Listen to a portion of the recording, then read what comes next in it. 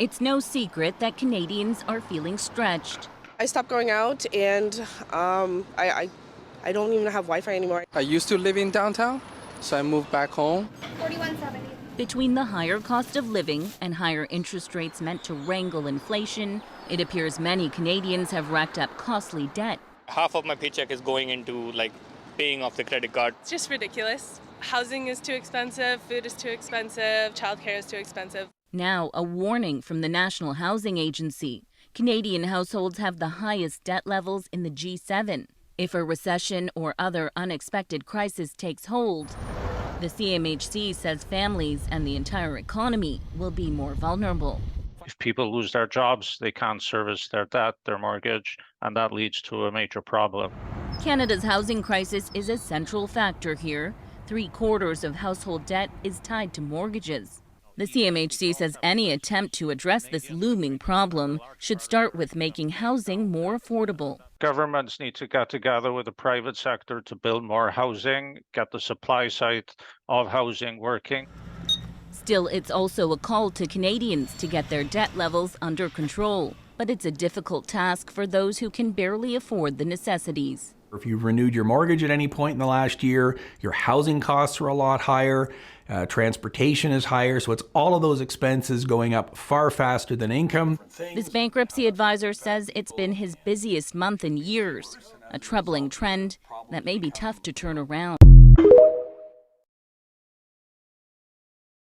They were calculating how many people have come in over the last year or 12 months, and they were adding up all of the things, and 1 million extra was actually on top of the million. On top of the million, but then other little 100,000 here for this, 100,000 here for this, like temporary workers for this. It amounted to 2.5 million extra people into our country in 1 year. Yeah. Which is almost 10% of the whole population. Exactly. In the last 6 months, we've grown by 630,000 people, which is approximately, call it 1.5%. Yeah. However, real GDP grew by only 0.1% in February. Looking at these numbers, they tell us a couple things. One, in a weird, twisted way, the GDP only growing by 0.1% in February is kind of good if your goal is to slow inflation. If we say only go up about 1% in GDP this year, and yet we grow our population by 3%, which seems crazy. Now our GDP per capita continues to decline. Down. So we are adding more people, but we are not growing our economy at the same rate. Which, what does that mean? That means there's less economic dollars per person, which means we all get a little poorer.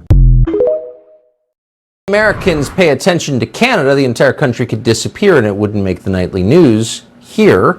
But we watch what's happening in Canada because it's fascinating. How could such a nice country become totalitarian so quickly? Are there lessons for us? Well, for example, a high school student in Canada has been arrested for declaring that men and women are different. Josh Alexander attended St. Joseph's High School, Catholic high school in Renfrew, Ontario. He was barred from school from the grounds for saying that God created two genders, because that's kind of a Christian precept and also common sense. When he showed up for class, police arrested him. You can see it on your screen right now. So we thought it'd be worth talking to him, and now we are. Josh Alexander and his lawyer, James Kitchen, join us. Thanks to you both for coming on. Josh, first to you. You were arrested because you showed up on campus at a Catholic school for saying that men and women are different. Have we overstated that? No, that's exactly what happened. There was a lot of steps that it took to get to that point, but female students complained to me, and they said they were concerned because males were using their washrooms. This turned into a debate at the school, and I stated my opinion on it, and I used scripture to back that up, and they removed me from the building for the remainder of the year, and when I attempted to attend class, I was arrested and charged. Did you point out that this is a Christian school, and that this is like a core Christian idea, because it's like in the Christian book, which some call the Bible? Yeah, absolutely. I actually tried to have that discussion with my administrators, but they refused to do so. Mr. Kitchen, my apologies, by the way, on what's happened to your, I think, great country. What's your recourse legally in Canada? Well, it's limited, of course, because our Constitution is much weaker, and because there seems to be culturally and legally much less respect for individual rights and freedoms, and much more interest in, government having the kind of power to do what it wants. But there is recourse to the Ontario Human Rights Commission in this case. We think there's been religious discrimination on the basis of Josh's Christian religious beliefs, so we're going to file a complaint to the Ontario Human Rights Commission. And there is recourse through the board itself as far as appealing these disciplinary decisions, and we hope to explore that as well. I mean, Fidel Castro's son takes over your country and all of a sudden it becomes Cuba? It's just shocking. Josh, quickly to you, the police officers who arrested you, a high school student, for quoting the Bible in a Christian school, must have been ashamed of themselves, I would hope. Did they seem embarrassed? I wouldn't say so. I've had a lot of experience with police over the last couple of years, just through the Freedom Convoy and other events like that. And the police state is quite embarrassing in our country. So, no, there was no different response from them. Are you going to continue high school? I'm certainly going to try to. I would hope that my personal beliefs wouldn't exclude me from an education, but it would appear that's the way it's going to be. It's an unbelievable story. I hope you'll both come back. Thank you. Josh Alexander, James Kitchen, his attorney. We'll be right back. I'm walking to the gym, but just had to think about what the hell is going on in Canada. I literally seen a dude said his landlord decided to raise his rent from $750 to $1,300 just on a whim. I'm seeing people talk about how cost of living is going through the roof, how dirty the fucking city is now. Everything is going to hell in Canada. And without doing enough research, I blame it on real estate investing. When you have rich people or just people in general buying properties without even attempting to live in them and adding a couple appliances and putting some bullshit floors down and 2 to 3xing to 4xing homes, well, this is the result of it. Literally seen some government officials say that. He said, we have an housing shortage, real estate crisis. This is the result of, like I said, rich people just buying up homes, taking them all, not living in them, and just trying to flip profits. Crazy. Oh, we're finally talking about what a fucking dumpster fire Canada's become? I've only been fucking bitching and complaining for over a year now. My husband and I make well over $100,000 a year. We are barely affording to fucking live here. Canada is a fucking shit fire. Gas is the highest it's ever been that I've seen in my 25 years. And this has all been basically happening since COVID started for us. And in the rise of Justin Trudeau dumbass, we are inviting so many people into Canada when we don't even have the fucking resources for these people. When our own population is suffering and barely surviving, even though they are making more than the majority of people around the world. My husband and I, as I was saying, make well over $100,000 a year. We can barely afford to do groceries. We can barely afford to put gas in our cars at the end of the week because of how expensive everything is. You can hardly get any groceries for $100. You can get maybe 4, 5, 6 things for $100. You can hardly pay to feed yourselves. You can hardly pay to heat your homes. You can hardly pay to put gas in your cars. And yet we're still inviting a bunch of people into our country when we do not have the housing to even support the people that are currently living here. I know so many individuals that cannot even find a fucking place to live. One, because even here in Nova Scotia, our rental prices are on par with BC and Ontario. As ludicrous as that sounds, it's fucking true. And not only, there are restrictions on if you can have pets or children. Airbnb has a fuck ton to do with this. There needs to be a cap put on the amount of properties that someone can own. We own our own house. Why do we own our own house? Because we knew that there was going to be no way we were going to be able to afford monthly rent of $1,600 to $2,700 plus utilities. we knew that nobody would take on us plus our animals, because nobody wants to touch anyone with animals, even if they're responsible pet owners. And we were lucky enough to be able to save money because my husband crashed his car and we got insurance for it. Well, he didn't crash his car, somebody hit him, but we got insurance for it, and then boom, we had a down payment. But now we're barely keeping our head afloat. We can barely put fucking oil in our gas tank for the house, in our oil tank for the house, to heat our house during the winter time, because our mortgage, Nova Scotia Power, is screwing the fuck out of us. Grocery prices, we can barely even afford to eat fruit and vegetables. We can't barely afford to eat fruit and vegetables. We get meat and potatoes and sidekicks. Sidekicks have been saving our fucking life. We're barely able to take care of our animals properly. God knows if a vet appointment happens out of the blue that we forgot about, or an emergency happens, we're fucked.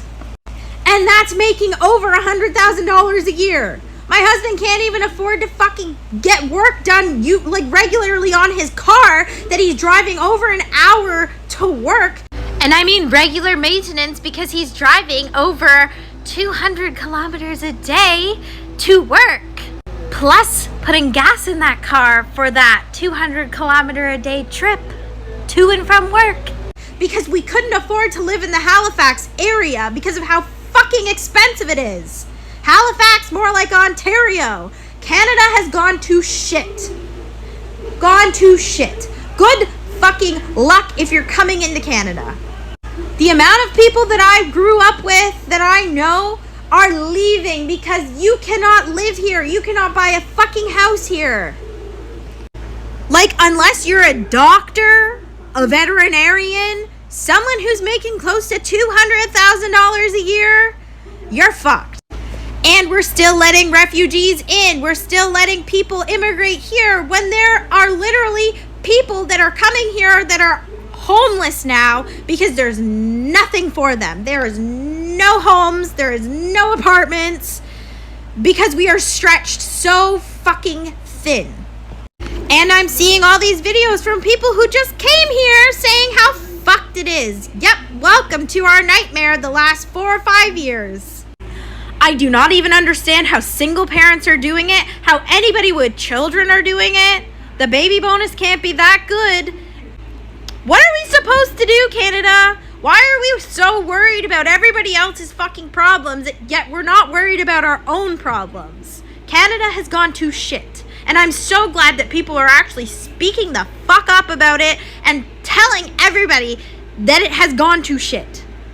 Something needs to be done about it. I don't know what the fuck we can do about this, but it's ridiculous. People in the States, of all places, are better off than we are. How fucked up. I don't even want to talk about the fact that we've owned this house for over a year and we have been able to do nothing with it because there's been no extra money, because we've been barely able to put gas in our fucking car, to put food in our refrigerator. We can't even buy fresh produce anymore. I seriously have no clue where Canada's going from this point on. But a recession needs to fucking happen. Nobody is able to live in these conditions anymore. People making $30, $40 an hour are struggling right now. Don't even talk about the people making under that, because they're probably so fucked. There's so many new homeless people in Canada right now. New refugees that are homeless because there's no fucking places for them to live. New homeless people because landlords suck and they're kicking people out for stupid reasons or turning their rental into an Airbnb.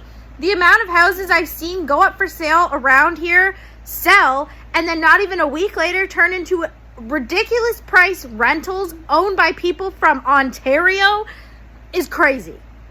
I can't even fucking believe it. There's so many Niagara landlords now in Nova Scotia. There are so many new pets that are up for adoption because people can't have them anymore because nobody will rent to them. It is ruining their chances of having a roof over their heads. people on these free groups that I'm a part of asking for tents and mattresses because they need to sleep outside because they can't afford to live in an apartment anymore. I don't even want to know the state of our fucking warming houses here, where all these poor people that are forced out of living in an apartment because of how ludicrously priced it is, having to live in a warming center or in a tent on the side of the street. We're fucked. Do not come to Canada. Guys, I don't know if it's just me or did Canada fall off like terribly this year. Like I left Toronto. I'm in Toronto. I left Toronto in I think February this year because I was just kind of sick of lockdown and everything. So I was like, I'm just gonna live abroad for like 6 months or so. And I went to Mexico City. I went to some cities in Eastern and Central Europe and stuff like that. And I won't lie to you, like, there are people who are making like 30, 40K that have like a better life than people I know making like 100 to 150K here in Toronto. It's crazy. Like, the cost of living is absolutely insane. And I came back and I came back in mid-July, and I won't lie, things look a bit different. Like, maybe just the contrast. Like, again, cities in Eastern Europe were just like a lot cleaner than here. I came back here, like, things looked a lot dirtier in Toronto downtown. Things were a lot less safe. Like, in Eastern Central Europe, I did not see a single petty crime, not even a jaywalk. And I'm no joke, the moment I came back to Toronto, I hopped in a Shoppers Drug Mart because I had to get like toothpaste or something like that. Somebody got caught shoplifting. There was a shooting that weekend. It was like 2 or 3 shootings that weekend even. And I was just like, wow, like, my friends, when I was in Eastern Europe, my friends would call me just to be like, hey, just checking if you're alive. And I'll be seeing like the TPS police reports while I was there, and I'm like, dude, I should be checking on you. Are you alive? Like, how you doing? And it's wild. Like, I felt a lot more safe closer to the Ukrainian war than I am back in downtown Toronto, which is wild. But like I said, like, yeah, we're getting screwed on cost of living. I met some people. I made some friends over in Eastern Europe that like they have really high level jobs, but the high level jobs technically only get paid like 60 to 70K, and they're living good lives. They got a downtown apartment, 3-bedroom, 2-bedroom, bought and everything. They're just living good, eating out every weekend. And in the cities I was in, man, like, you can go on a date, 2 meals, 2 drinks. It was a struggle to spend $100. Like, it was I could not spend $100 for the life of me. Like, 2 meals and 2 drinks was like close to 30 maybe. We're getting absolutely killed on groceries. In Mexico City, it was like the groceries about like 40% cheaper. Same quality. Avocados were great, were absolutely amazing, and it was about 40% cheaper. In Eastern Europe, I was getting like, steaks in Canada are like, what, the 2-pack is like in Loblaws, it's like $30. I was spending $30 a week on groceries in general over there in Eastern Europe. So I'm just like, what is going on, man? It's like, this Canadian dream, is it still a thing? And I've got this friend, he's like a software developer, which is a really good job. He makes a decent amount of money, maybe like close to 150. He's like, there's like no chance, like, I've been trying to get a house, like, there's no chance I can get a house unless my parents help me. And I was just like, man, like, a software developer making like 150, and he's like, man, I can't get a house. And then in Central and Eastern Europe, I was like, people making half of that were just like, had like some of the best houses in the city, And the rent thing in Canada is ridiculous. I mean, I don't know how people are even living. Like, so I came back mid-July, and I had to find a short-term place to rent. I got a fully furnished place. It was like $2,900, which I thought was kind of crazy. But like, it's furnished, whatever. And then I'm, because I'm Airbnb the place I have that I own until October, so at least that's making some income.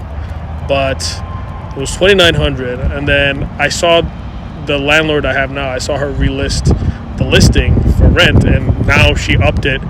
Like 2 weeks after I moved in, she upped it to $3,150, and I'm like, she did that quick. And I'm seeing friends, and a friend of mine said that she was trying to help her friend move in and find a place in Toronto downtown, and there was a place in her building for $4,000. It wasn't even a penthouse. It was just $4,000 a month for rent. no, not furnished, not anything, just like 4,000. So I don't know how people are gonna live. Like this Canadian dream thing is not really a thing anymore. Like, you know, I'm the son of an immigrant. My dad immigrated over here in the 70s when Trudeau's dad was in charge. You know, immigration was quite open that time. He just got a passport. You know, he moved his siblings from Nigeria to have a better life here. And, you know, things were pretty, you know, like it was a real thing back then, right? Like, he then came back to Nigeria to have us, but, you know, half my family, my extended family is in Alberta because of what he did.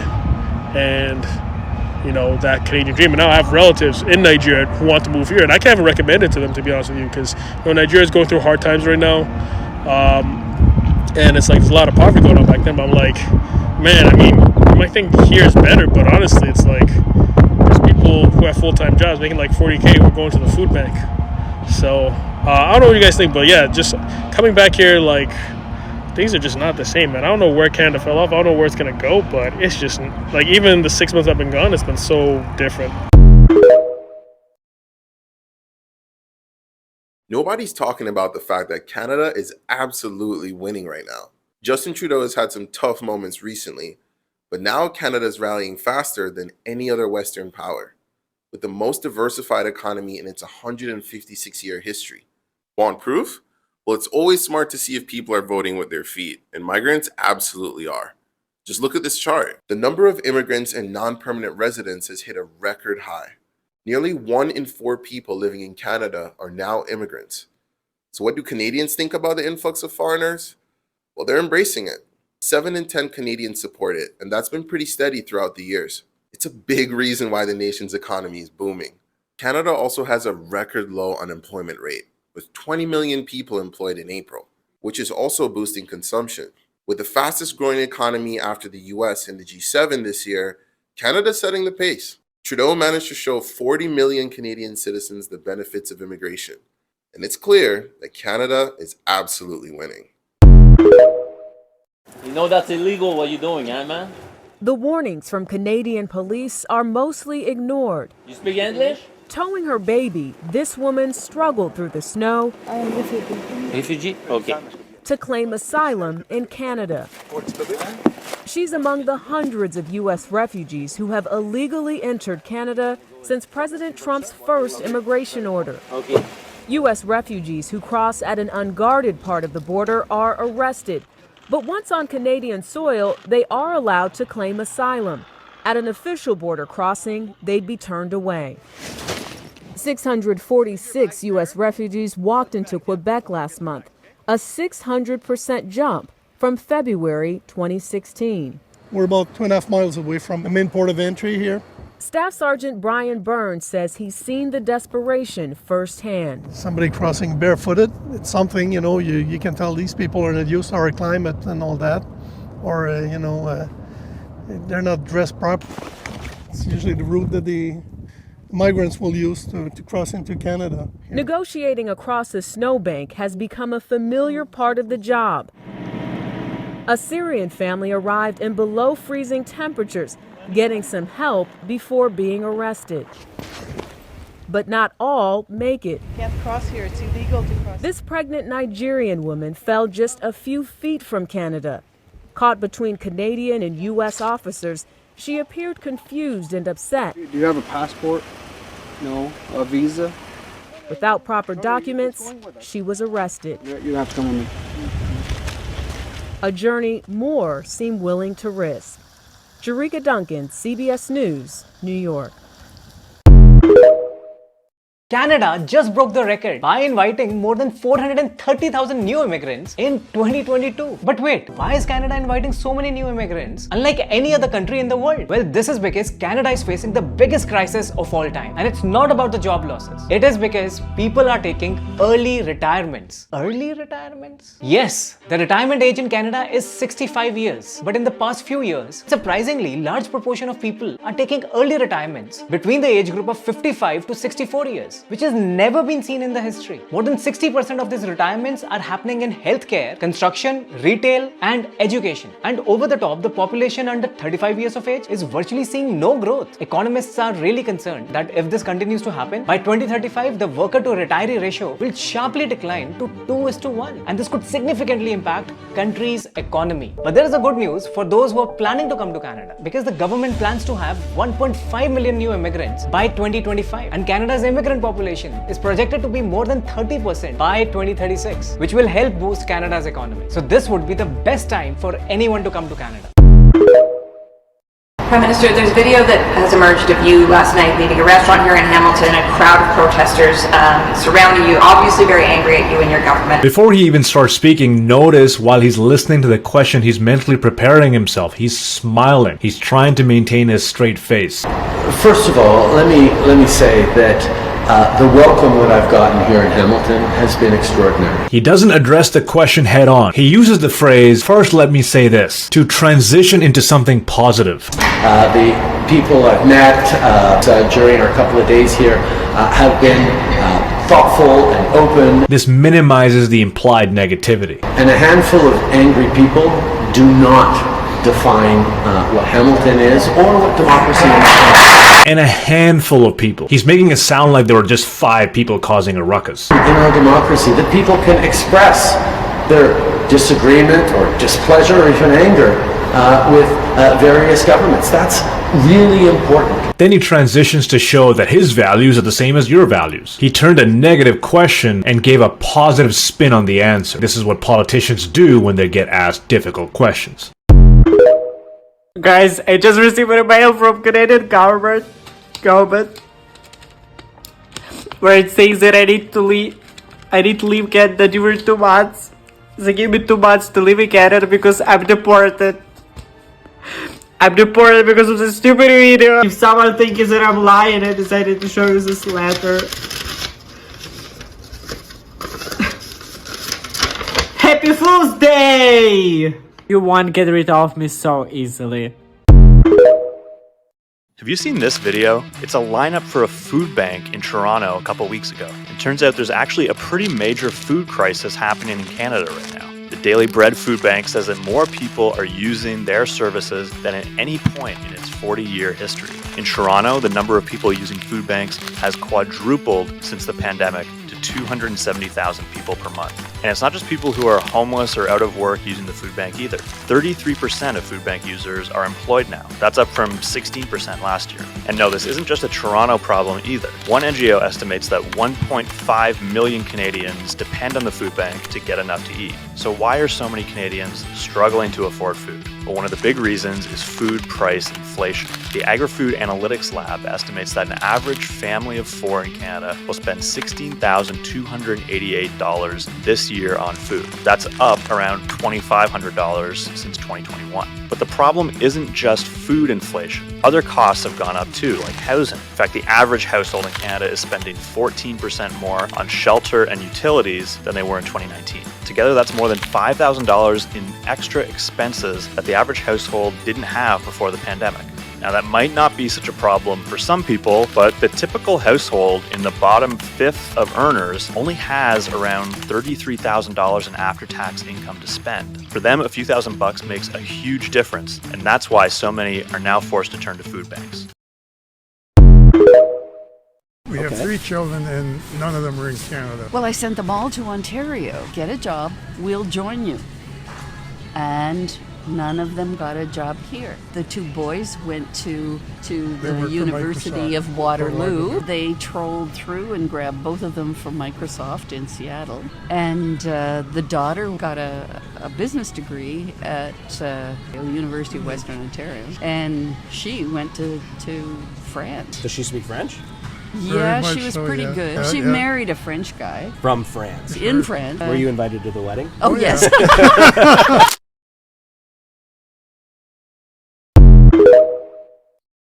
I don't know where you guys are from, but I currently live in Canada, Ontario specifically, and I want to show you guys the prices of all grocery items because this stuff is ridiculous. All right, cereal is 2 for $7 or $5.